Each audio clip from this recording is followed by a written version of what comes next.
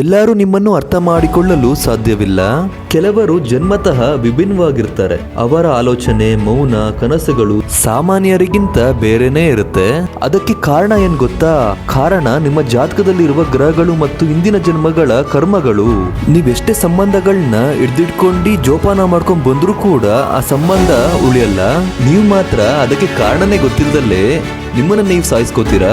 ಪದೇ ಪದೇ ಮೋಸ ಮಾಡಿದವ್ರನ್ನ, ಬಿಟ್ಟೋದವ್ರನ್ನ ನ್ಯಾಪ್ಸ್ಕೊಂಡು ನೀವು ಮಾತ್ರ ಪೇಂಟ್ ಮಾಡ್ಕೋತಿರ್ತೀರಾ. ಸ್ನೇಹಿತರೆ, ಒಂದು ಚಿಕ್ಕ ಮಾತಿದೆ, ಜೀವನ ಅನ್ನೋದು ತುಂಬಾ ಚಿಕ್ಕದು ಅಂತ.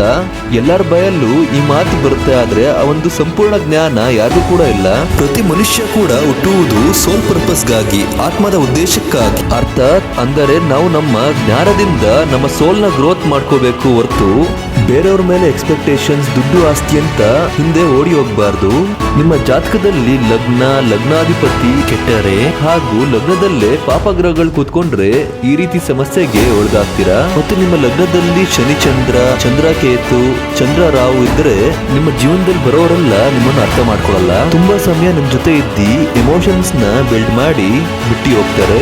ಇದರಿಂದ ನಿಮ್ ಕುಗ್ಗಿ ಹೋಗಿ ಖಿನ್ನತೆ, ಡಿಪ್ರೆಷನ್ ಅಂತ ಹೋಗ್ತೀರಾ. ಜೀವನದಲ್ಲಿ ದೇವರು ಬಿಟ್ರೆ ಯಾವುದು ಶಾಶ್ವತವಲ್ಲ. ನಮ್ಮ ದೇಹನೇ ಶಾಶ್ವತ ಅಲ್ಲ ಅಂದ ಮೇಲೆ ಬೇರೆ ಯಾರು ಕೂಡ ಶಾಶ್ವತವಲ್ಲ. ಎಲ್ಲ ಋಣ ಇರೋ ತನಕ ಅಷ್ಟೇ ಇರ್ತಾರೆ. ಈ ಜ್ಞಾನ ನೀವು ಅರಿರಿ.